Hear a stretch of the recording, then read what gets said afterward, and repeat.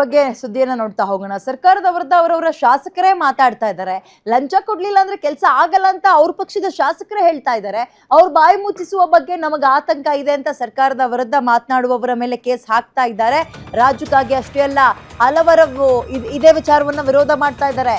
ಮುಂದೆ ಇನ್ನೂ ಹಲವರು ಸರ್ಕಾರದ ಬಗ್ಗೆ ಹಿಂಗೆ ಮಾತಾಡ್ತಾ ಹೋಗ್ತಾರೆ, ನೋಡ್ತಾ ಇರಿ ಅಂತ ಬೆಂಗಳೂರಿನಲ್ಲಿ ಮಾಜಿ ಸಿಎಂ ಯಡಿಯೂರಪ್ಪ ಅವರು ಹೇಳಿಕೆಯನ್ನ ಕೊಟ್ಟಿದ್ದಾರೆ. ಮತ್ತೆ ವಾಪಸ್ ರೂಟ್ಗೆ ಅವರು ಕಮ್ಬ್ಯಾಕ್ ಮಾಡ್ತಾ ಇದ್ದಾರೆ. ಯಡಿಯೂರಪ್ಪ ಅವರು ಮಗನ ರಾಜ್ಯಾಧ್ಯಕ್ಷ ಪಟ್ಟವನ್ನ ಮತ್ತಷ್ಟು ವರ್ಷಗಳ ಕಾಲ ಅಥವಾ ಮತ್ತೆ ಮುಂದುವರಿಸುವ ವಿಚಾರಕ್ಕೆ ಸಂಬಂಧಪಟ್ಟಂತೆ ಹರಸಾಹಸ ಪಡ್ತಾ ಇದ್ದಾರೆ. ಇದರ ನಡುವಲ್ಲೇ ಕಾಂಗ್ರೆಸ್ನ ಹೀಯಾಳಿಸಿದ್ದಾರೆ. ಕಾಂಗ್ರೆಸ್ನಲ್ಲಿರೋರೇ ಕಾಂಗ್ರೆಸ್ ಪಕ್ಷದ ಬಂಡವಾಳ ಎನ್ನುವಂತ ಬಾಯಿ ಬಿಡ್ತಾ ಇದ್ದಾರೆ. ಇದಿಷ್ಟಕ್ಕೆ ನಿಲ್ಲಲ್ಲ, ಮುಂದಕ್ಕೆ ನೋಡ್ತಾ ಇರಿ, ಸರಮಾಲೆಗಳು, ಕಂಪ್ಲೇಂಟ್ಗಳ ಸರಮಾಲೆ, ಭ್ರಷ್ಟಾಚಾರದ ಸರಮಾಲೆ ಹೇಗೆ ಬರುತ್ತೆ ನೋಡ್ತಾ ಇರಿ ಅಂತ ಮಾಜಿ ಸಿಎಂ ಯಡಿಯೂರಪ್ಪ ಬೆಂಗಳೂರಿನಲ್ಲಿ ಕಾಂಗ್ರೆಸ್ನ ಕಾಲೆಳೆದಿದ್ದಾರೆ. ಇವತ್ತು ಬಿ ಆರ್ ಪಾಟೀಲ್ ಕರೆದು ಅವ್ರು ಬಾಯಿ ಮುಚ್ಚುವಂಥ ಪ್ರಯತ್ನ ಮಾಡ್ಬೋದು ಅನ್ನೋ ಆತಂಕ ನಮಗಿದೆ.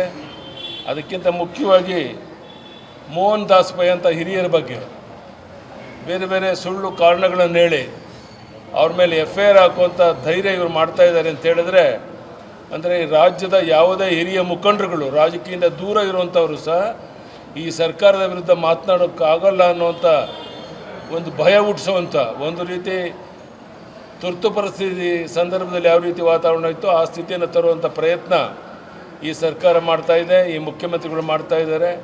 ಅದಕ್ಕೆ ಶಿವಕುಮಾರ್ ಅವರು ಹೆಜ್ಜೆ ಹೆಜ್ಜೆಗೆ ಬೆಂಬಲವನ್ನು ಕೊಡ್ತಾ ಇದ್ದಾರೆ. ಇದನ್ನು ಖಂಡಿಸ್ತೇನೆ.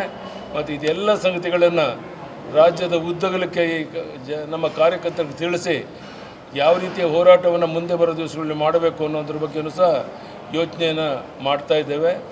ಎಲ್ಲ ಸಂಗತಿಗಳ ಬಗ್ಗೆ ಸಾಕಷ್ಟು ಚರ್ಚೆ ಆಗಿದೆ, ಕಾರ್ಯಕ್ರಮವನ್ನು ರೂಪಿಸ್ತೇವೆ. ಮುಖ್ಯಮಂತ್ರಿಗಳೇ ಇವತ್ತು ಬಿ ಆರ್ ಪಾಟೀಲ್ ಕರೆದು ಅವ್ರು ಬಾಯಿ ಮುಚ್ಚುವಂಥ ಪ್ರಯತ್ನ ಮಾಡ್ಬೋದು ಅನ್ನೋ ಆತಂಕ ನಮಗಿದೆ.